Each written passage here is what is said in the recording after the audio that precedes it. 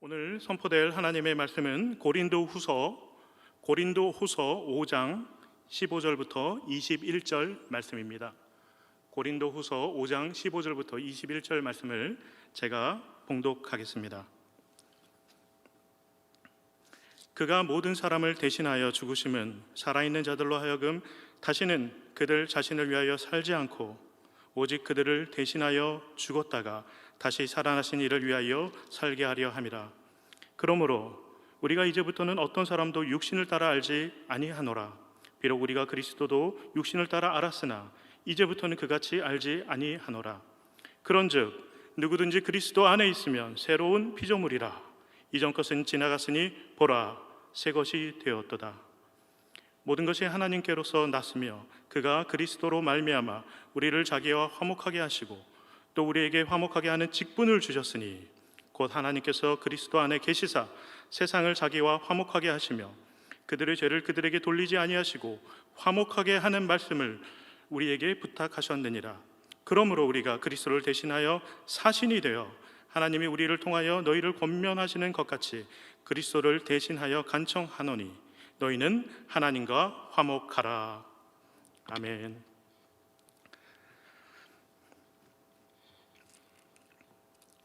오늘 우리에게 화목하게 하는 직분을 주셨으니 라는 제목으로 고린도후서 5장 15절부터 21절 말씀을 함께 나누도록 하겠습니다. 새밑 한파라 그러죠. 연말이 될 때 불어닥치는 추운 날씨를 일컫습니다. 그 새밑 한파가 새해에도 이렇게 계속되고 있습니다. 사랑하는 성도 여러분 모두 영육간에 더욱 건강하시기를 소망합니다. 이런 때일수록 한 줄기 빛이 얼마나 감사하고 소중한지 모릅니다. 제가 오늘 낮 시간에는 잠시 동안 설교 준비를 하다가 설봉공원 뚝방 위에 올라와서 눈을 감고 서서 태양빛을 맞으면서 한동안 서 있었는데 그 빛이 마음까지 닿았는지 제가 감은 눈이 파르르 떨리면서 감사하고 평안한 마음이 저의 깊은 곳에서 우러났습니다. 매년 1월 6일 바로 오늘입니다. 1월 6일은 바로 주현절입니다. 주현절을 상징하는 이미지가 바로 빛입니다. 그래서 빛을 향해 나아갔고 하나님께서 은혜로 화답해 주신 것 같습니다. 하지만 주 예수 빛은 더 찬란하여 참 비교할 수 없도다라는 찬송가 32장의 3절 가사처럼 태양빛보다 우리 주 예수님의 빛이 우리에게 더 큰 희망과 위로가 그리고 따스함이 되어줍니다. 주연절은 우리에게는 아직 낯선 절기지만 독일과 같이 기독교 전통이 깊은 나라는 자치주의에 따라서 공휴일로 삼을 정도로 기독교 신앙에서 매우 중요한 절기입니다. 성탄절이 아기 예수 오심 자체를 기뻐하고 경축하는 절기라면 주연절은 보다 실제적인 의미로서 그리스도 예수님이 우리 가운데 오신 그 의미를 깊이 새기는 절기입니다. 성탄절이 예수님의 생일 잔치라면 주연절은 예수님의 백일 잔치라고 할 수 있겠습니다. 여러분들은 예로부터 백일 잔치를 왜 했는지 아마 잘 아실 것입니다. 옛날에는 영아 사망률이 너무 높았기 때문에 아이가 태어나 100일이 지나야 비로소 잔치를 하면서 그 생명을 가족으로 비로소 받아들이는 것입니다. 마찬가지로 성탄절을 지나자마자 대부분의 교회는 구역회와 당회와 송구영신 그리고 신년으로 이루어지는 바쁜 일정 가운데 성탄의 의미에 깊이 머물 여유가 없습니다. 우리 또한 주연절을 통해 그리스도께서 우리에게 오신 참된 의미와 실제적으로 우리 삶의 현실과 예수 그리스도가 진정한 어떤 관계가 있는지 진지하게 생각해 봤으면 좋겠습니다. 세상에는 그리스도의 영이 숨쉬고 있지 않은 그리스도인, 껍데기만 그리스도인인 사람들이 많습니다. 예수 그리스도께서 진정 우리의 삶과 신앙 속에서 살아서 숨쉬는 참된 그리스도인이 되기를 간절히 소망합니다. 사랑하는 여러분 꼭 기억하시기 바랍니다. 우리는 저마다 예수 그리스도를 품고 있습니다. 예수 그리스도를 품고 예수 그리스도를 살리고 예수 그리스도를 전파해야 하는 것이 바로 우리 그리스도인들의 사명인 것입니다. 앞서 주연절이 빛의 절기라고 제가 말씀드렸습니다. 그래서 찬송가를 보면 주연절 찬송이 몇 장이 있는데 130장은 찬란한 주의 영광은 영원히 빛날 광채요 참 빛을 비춘 예수는 생명의 빛이 되신다 라고 고백합니다. 그리고 우리가 잘 알고 있는 132장은 주의 영광 빛나니 할렐루야라고 찬송합니다. 요한복음은 다른 복음서와 달리 예수님의 탄생 이야기로 시작하지 않습니다. 탄생 이야기가 없습니다. 대신 빛에 관한 이야기로 시작합니다. 그러므로 요한복음에서는 빛으로 오신 예수님을 영접하는 것이 바로 성탄과 주연의 의미를 경축하는 또 다른 방법입니다. 요한복음 1장 9절 말씀입니다. 참 빛 곧 세상에 와서 각 사람에게 비추는 빛이 있었나니. 예수 그리스도는 이 세상에 참된 빛으로 오셨습니다. 어둠을 밝혀내고 얼었던 우리의 마음을 녹여내고 숨어있던 것을 발견하기도 하고 자라나지 못한 것을 살려내서 자라나게도 하고 음침한 것들을 깨끗하게 하는 그런 참된 빛으로 오셨는데 어디로 오셨습니까? 다시 한번 보겠습니다. 참빛 곧 세상에 와서 각 사람에게 비추는 빛이 있었나니. 각 사람에게, 우리 한 사람 한 사람을 위해서 그 빛은 우리에게 오셨습니다. 그 빛이 여러분을 만나는 그 순간만큼은 바로 여러분 한 사람을 위해서 오신 것입니다. 여러분 한 사람의 이름을 아시고 그 여러분의 안에 고민과 슬픔과 회한과 희망과 또 상처들 다 아시고 여러분 한 분을 위해서 주님께서 오셨다는 것입니다. 이 예배당을 보면 전체 조명이 있고 또 2층에서는 2개의 서치라이트가 저를 비추고 있습니다. 저 서치라이트처럼 그리스도 예수의 은혜의 빛은 여러분이 그 은혜를 영접하는 순간 바로 여러분 한 분만을 비추고 있습니다. 그러므로 우리 각 사람은 어둠의 장막을 거두어내고 빛으로 한 걸음씩 한 걸음씩 나아가야만 합니다. 어둠의 그림자에 갇혀 있을 것이 아니라 등을 돌려 빛을 향해 우리의 전 존재를 빛으로 나아가야 합니다. 늘 걱정과 두려움 속에 살던 사람, 무슨 상황에 있는 줄도 모른 채 욕망의 노예로 마냥 열심히 살아가는 사람, 억압과 멍해에 짓눌려 있는 자유가 없는 사람, 기쁨이 없고 분노로 가득한 사람, 누구 하나 의지할 데 없어서 슬피 울며 소외된 사람, 인생이 허무하고 탄식과 비참과 절망 속에서 사는 사람, 죄에 매여 죽을 힘도 없는 그런 어둠의 사람들, 그늘진 인생들에게도 하늘의 빛, 우리 주님의 참된 빛이 임해야 하는 것입니다.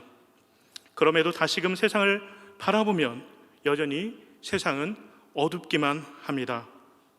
그 어두움이 너무나 깊어서 정말 절망감과 압박감을 느낄 때가 있습니다. 세상의 어두움은 정말이지 진절머리 날 정도로 우리를 신음하게 합니다. 요즘 양부모에 의해 학대를 당해 그 가냘픈 삶을 등진 한 아이의 이야기로 온 나라가 어둠 가운데 신음하고 있습니다. 너무나 마음이 아파서 정말 생각조차 하기 힘든 사건입니다. 게다가 그 양부모는 모두가 기성교회 목회자의 자녀들이라고 합니다. 그 아이가 겪어야만 했던 일들, 그런 일을 버리고서도 아이가 죽기 며칠 전에 TV에 나와서 행복하고 신앙에 있는 가정인 양 그렇게 코스프레를 했다는 것을 생각하면 인간이 도대체 어디까지 추악해질 수 있는 것이며 그렇게 인간을 사로잡는 그 어두움의 힘이 이토록 잔혹하고 추악하고 끈질기다는 것을 바라보면서 우리는 절망할 수밖에 없습니다. 그러나 요한복음은 다시금 말합니다. 어둠은 빛을 이길 수 없고 거짓은 참을 이길 수 없습니다. 인간을 파괴시키는 어둠의 힘은 빛으로 오신 하나님을 감히 대적할 수조차 없다고 말합니다.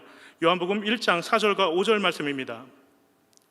그 안에 생명이 있었으니 이 생명은 사람들의 빛이라.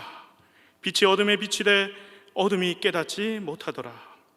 새 번역은 이 구절을 다음과 같이 조금 다르게 번역합니다. 그에게서 생명을 얻었으니 그 생명은 사람의 빛이었다. 그 빛이 어둠 속에 비치니 어두움이 그 빛을 이기지 못하였다. 하나님으로부터 생명이 왔고 예수님으로부터 새 생명이 왔습니다. 즉 거듭남이 시작된 것입니다. 그렇게 하나님은 우리에게 빛을 주셨습니다. 어둠은 빛을 깨닫지 못할 정도가 아니라 빛을 결코 이기지 못합니다.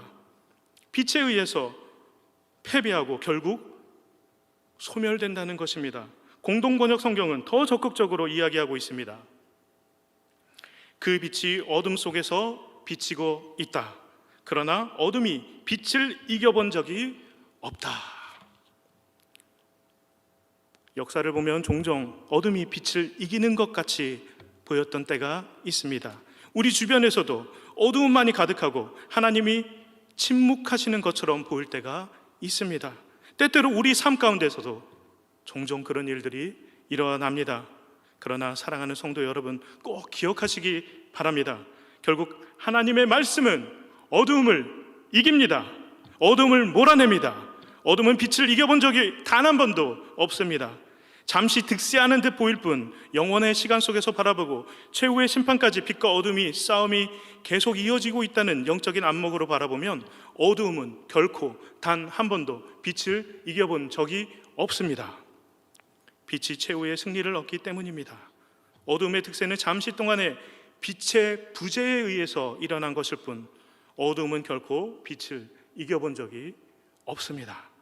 그러므로 우리는 늘 빛을 사모해야 됩니다. 늘 빛 가운데 거해야 됩니다. 하나님은 빛이십니다. 우리가 하나님의 자녀라고 하는 뜻은 바로 빛의 자녀로서 삶에 동참하라는, 빛의 자녀의 삶에 동참하라는 하나님의 부르심입니다. 에베소서 5장 8절 말씀입니다. 너희가 전에는 어둠이더니 이제는 주 안에서 빛이라. 빛의 자녀들처럼 행하라. 아멘. 우리는 빛의 자녀들입니다.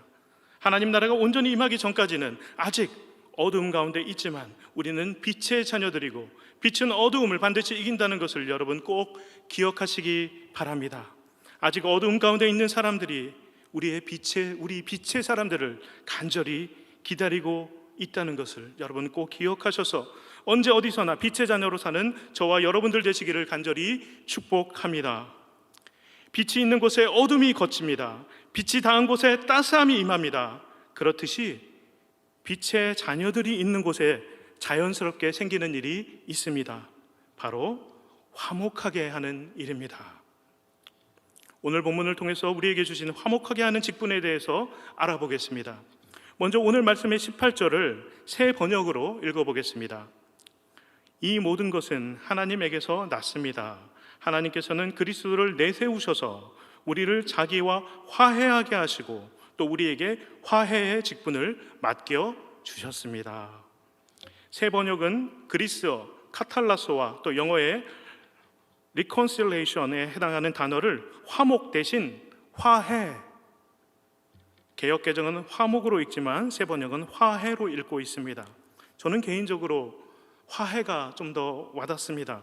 화목은 왠지 80년대 계몽 포스터에 나오는 화목한 우리 가정이란 표어에서 같이 약간 경직되고 약간 형식적으로 느껴지는 것 같습니다. 그래서 오늘 본문은 화해라고 읽는 새 번역으로 성경을 읽을 때 훨씬 와닿는 것 같습니다.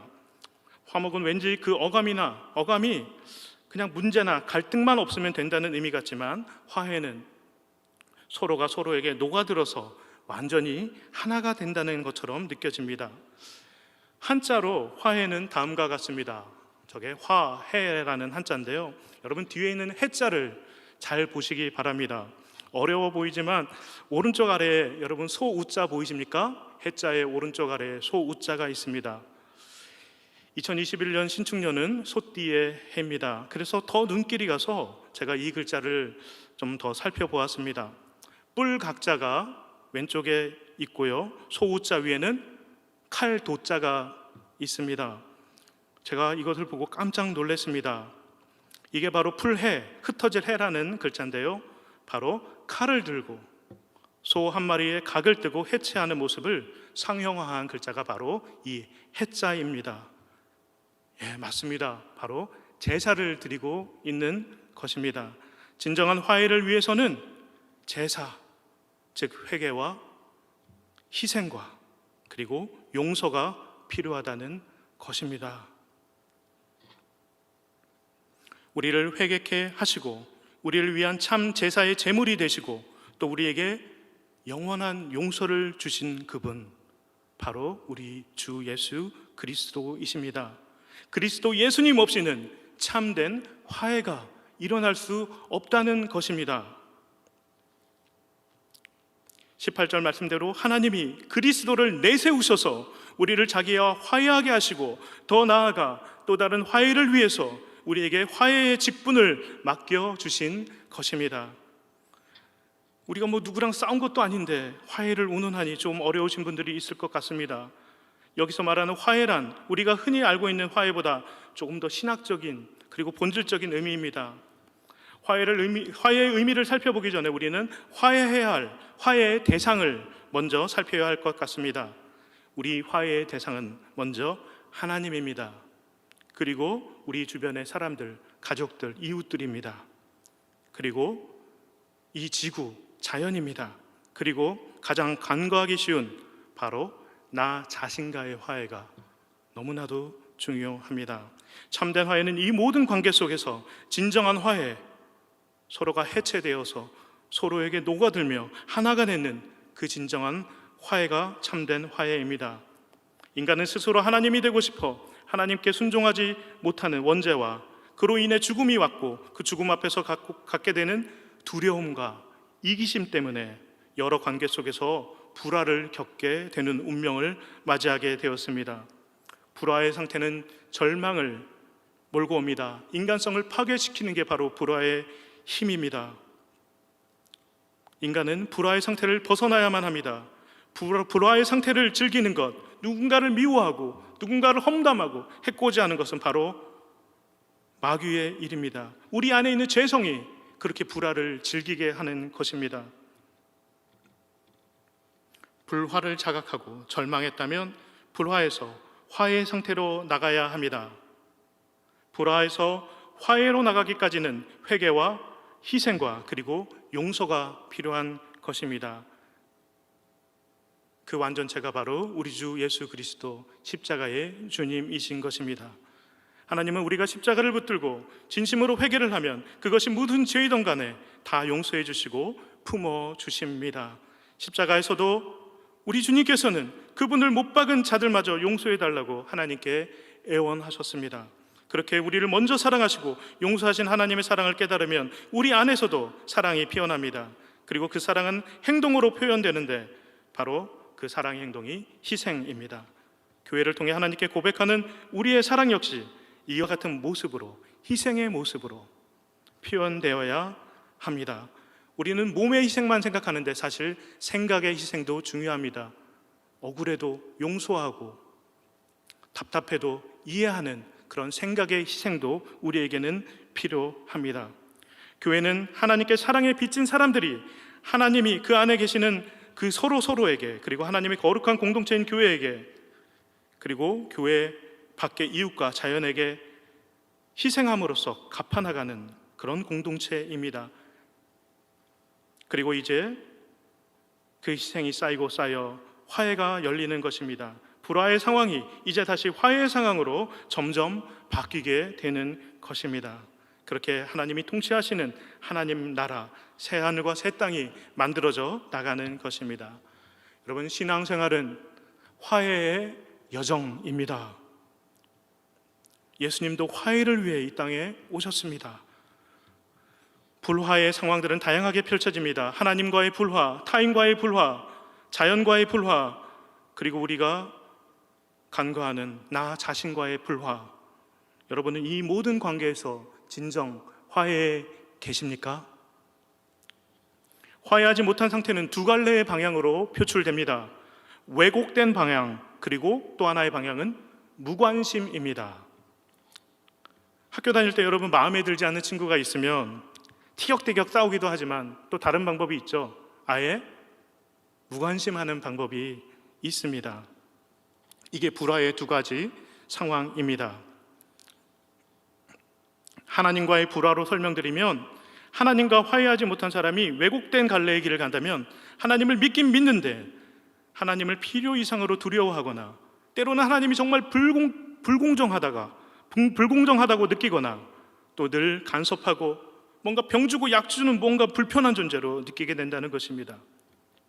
교회를 이미 다니고 있는 분들 가운데서도 이렇게 하나님과 화해하지 못한 상태로 지내는 분들이 있는 것 같습니다.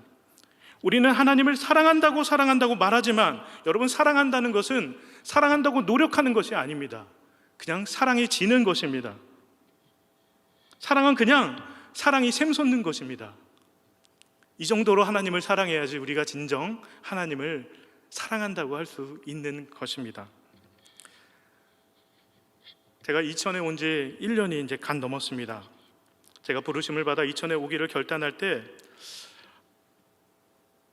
이천에 대한 굉장히 신비로운 초청처럼 느낀 일이 있었습니다. 어느 날 밤에 TV를 보는데 한 11시쯤 넘었는데 그 유재석 씨가 나오는 유퀴즈라는 TV가 있었습니다. 그게 2000편이 딱 나온 겁니다. 그래서 이천에 가기 때문에 굉장히 유심히 봤는데 어떤 꼬마가 등장했습니다. 유재석 씨가 그 꼬마에게, 주은이라는 꼬마인데 아마 여기 근처 어디 학교 앞에서 붕어빵을 먹다가 만난 것 같아요. 사랑이 뭔가요? 물어봤는데 이 꼬마가 사랑은 누군가를 좋아하고 갑자기 꼭 껴안고 싶어하는 그런 마음이 드는 거예요.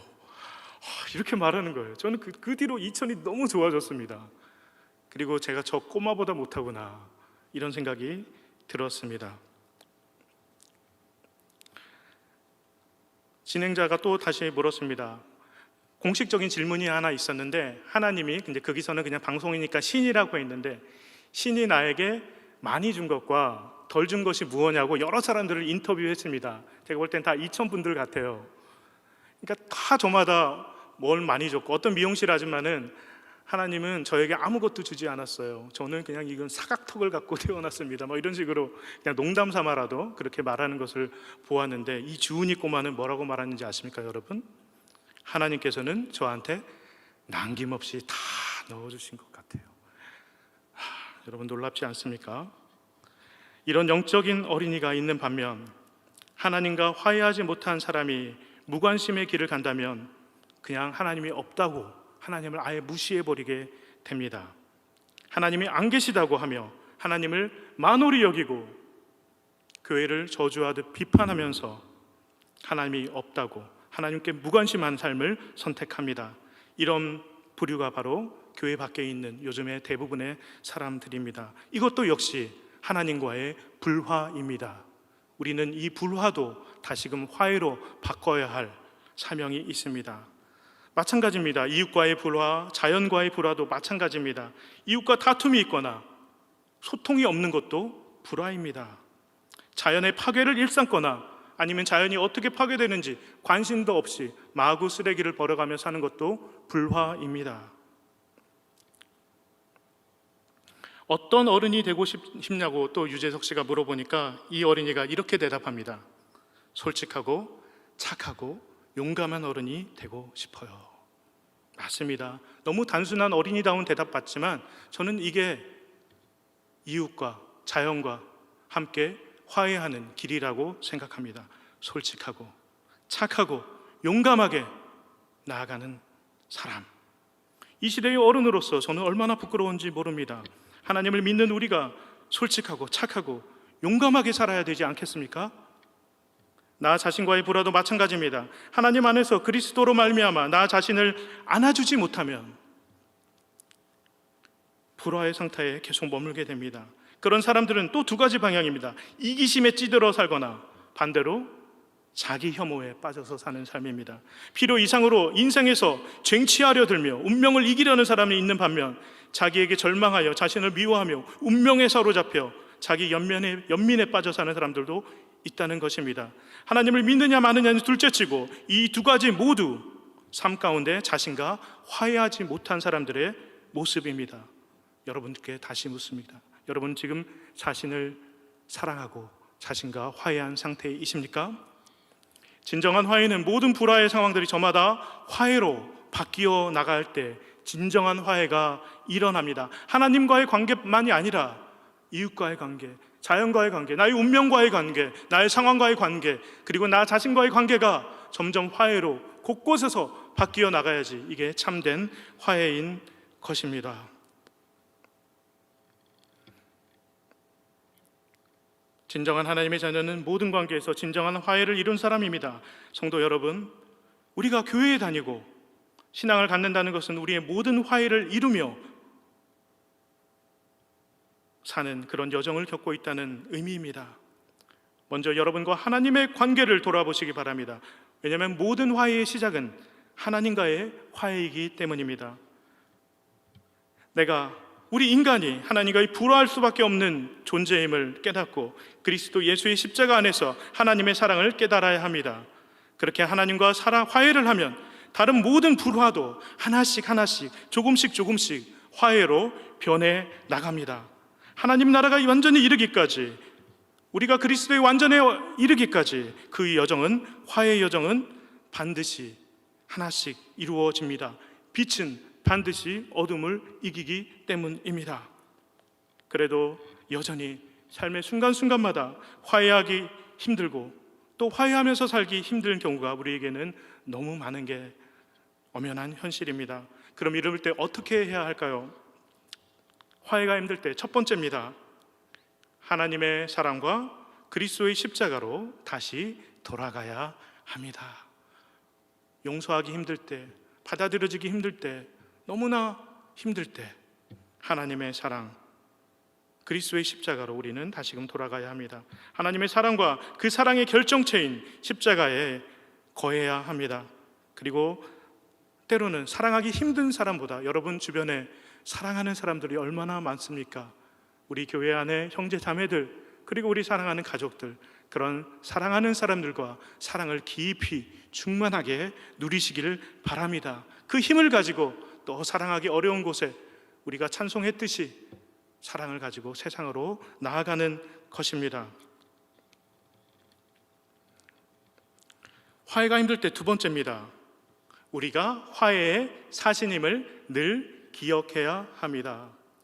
오늘 말씀의 20절은 그러므로 우리가 그리스도를 대신하여 사신이 되어, 이렇게 말하고 있습니다. 엠버세더, 사신이랑 대사라는 것입니다. 우리는 전부 다 화해의 대사들입니다. 저희 집과 우리 교회 사이에 향교로, 여러분 아시죠? 그 언덕길이 있습니다. 골목이 좁아서 이렇게 원래 차 2대가 가야 되는 길인데 이렇게 한 대씩 갑니다. 근데 그 길로 가면 좀 빠르기 때문에 그 길을 선택하는데 가끔씩 두 차가 이렇게 언덕에서 맞물려 갖고 이렇게 머무는 경우가 있습니다. 어느 날 주일 교회를 빨리 가야 되는데 그 상황이 벌어진 것입니다. 이렇게 뒤로 갈 수도 없고, 그런데 그 막힌 자리가 위쪽이었더라고요. 그러니까 위쪽에서 내려가는 분이 잘못한 거예요. 거의 올라왔는데 이제 이렇게 그 차를 몰아붙인 거죠.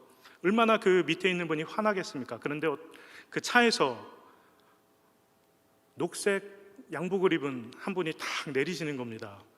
여러분, 녹색 양복 뭔지 아십니까? 바로 우리 교회 장로님 오십니다. 아주 친절하게 내려서 이렇게 그분이 차를 빼도록 이렇게 잘 안내하시더니 이렇게 딱 이렇게 소통을 해서 가시는 모습을 보면서 역시 우리 교회 장로님답다, 이런 생각을 했습니다. 어떻게 보면 이웃과의 화해를 이루신 것이죠. 그런데 저는 그 녹색 자켓에 좀 집중했습니다. 녹색 자켓에 이천중앙교회 장로 명찰이 있었으니까 아마 장로님은 평소에도 그러셨겠지만 그 자켓을 입었기 때문에 이천중앙교회 이름으로 그렇게 화해의 일을 이루셨지 않을까, 이런 생각이 들었습니다. 마찬가지입니다. 우리도 삶에서 살아갈 때 우리가 그리스도로 옷 입고 그리스도의 사신이 되어서, 대사가 되어서 화해를 명을 받은 화해의 종들이 되어서 세상 사람들과 만난다고 생각하면 그냥 익명의 한 사람이 아니라 화해의 사신이라고 생각하며 살면은 우리는 화해의 종으로 이렇게 이겨나갈 수 있다고 저는 생각했습니다. 세 번째, 화해가 힘들 때 하나님의 은혜를 입어야 합니다. 화해를 위해 노력해야 하지만 화해의 주체는 결코 우리가 될 수 없습니다. 그러니 너무 힘들어할 필요도 없습니다. 우리의 노력이노는 어차피 잘 되지 않기 때문입니다. 하나님의 은혜가 임할 때 마음이 열리고 넉넉하고 부드러운 마음이 생기게 되고 이해와 사랑의 눈으로 모든 것을 바라볼 수 있게 되는 것입니다. 여러분, 화해는 하나님이 이루시는 일입니다. 화해의 원천은 바로 우리 하나님의 사랑입니다. 하나님이 시작하신 일입니다. 요한일서 4장 10절 말씀대로 우리가 사랑함은 그가 먼저 우리를 사랑하셨음이라. 하나님의 사랑으로 말미암아 우리가 사랑할 수 있고 하나님의 화해로 말미암아 우리가 화해를 이룰 수 있는 것입니다. 사랑은 하나님으로부터 온 것입니다. 사람들을 하나님과 화목하게 하는 방법은 하나님께 있습니다. 대신 이것만은 꼭 기억했으면 좋겠습니다. 하나님의 목표, 하나님의 가장 고귀한 목표는 바로 우리를 화해하게 하는 것이라는 것입니다. 하나님께서 반드시 이 일을 이루신다는 것을 우리는 꼭 기억해야 합니다. 마지막으로 고린도후서 5장 19절 말씀을 다시 보겠습니다. 곧 하나님께서 그리스도 안에 계시사 세상을 자기와 화목하게 하시며 그들의 죄를 그들에게 돌리지 아니하시고 화목하게 하는 말씀을 우리에게 부탁하셨느니라. 하나님은 예수 그리스도 안에 계셔서 예수 그리스도의 모습으로 우리에게 하나님이 오셨습니다. 왜 오셨습니까? 하나님과 우리 피조물 사이의 불화를 없애기 위해 오신 것입니다. 이를 위해 죄를 하나도 알지 못하시는 이를 십자가에 내어 주셨습니다. 십자가의 그리스도는 칼로 난도질 당한 희생제물이 되었습니다. 그분은 죄인처럼 죽으신 것이 아니라 죄인으로 죽으셨습니다. 그래서 하나님은 그분을 죄인으로 대하셨습니다. 그래서 십자가에서 우리 주님은 아버지, 아버지여 어찌하여 나를 버리시나이까 이렇게 울부짖으셨던 것입니다. 하나님은 그분에게 죄를 미워하시는 그분의 하나님의 진노를 쏟아 부으셨습니다. 이제 우리가 그리스도 안에 들어가면, 그리스도를 통해 주신 약속 위에 서 있으면 우리는 하나님과 화해할 수 있게 된 것입니다. 이것이야말로 하나님의 은혜입니다. 예수 그리스도는 한 번의 제사로 여러분을 온전하게 하사 화해를 덧입은 존재로 만드셨습니다. 여러분들 옆에 있는 사람들, 가족들, 이웃들 생각해 보시기 바랍니다. 여러분은 아직 온전하지 않다고 생각하실 수 있습니다. 여러분들의 남편이나 아내나 자녀들 온전하지 않다고 생각할 수 있고, 그리고 그분들도 여러분을 온전하지 않다고 생각할 수 있을 것입니다. 그리고 우리 자신을 볼 때 여전히 부족한 점이 많이 보일 것입니다. 그러나 여러분, 우리를 완전하게 이르게 하는 그 십자가를 믿는 그 믿음을 붙들게 되면 하나님은 완전히 화해된 존재로서 여러분을 바라보신다는 것을 꼭 기억하시기 바랍니다. 사랑하는 성도 여러분, 우리는 여전히 부족합니다. 하지만 우리가 붙들고 있는 믿음과 그리스도의 십자가와 하나님의 큰 은혜 안에서 여러분들 안심하셔도 됩니다. 화해하셔도 됩니다. 받아들여도 됩니다. 우리는 이미 그 십자가의 사랑으로 온전하게 되었기 때문입니다. 온전한 화해의 상태를 그렇게 십자가를 통해 누리시는 저와 여러분 되시기를 바랍니다. 그게 바로 참된 평화입니다. 오늘 여러분 그 은혜를 꼭 받으시기를 바랍니다. 이미 받으신 분들은 그 은혜 안으로 더욱더 깊이 들어가시기를 소망합니다. 부드러운 마음으로 오늘도 화해의 마음으로 나아가시길 바랍니다. 은혜는 우리의 마음을 부드럽게 합니다. 화해는 우리로 하여금 감사하고 예배하고 참된 행복을 누리는 사람으로 만들어 줍니다. 진정한 화해의 상태를 삶의 곳곳에서 걸음걸음마다 누리시는 저와 여러분 되시기를 간절히 축원합니다.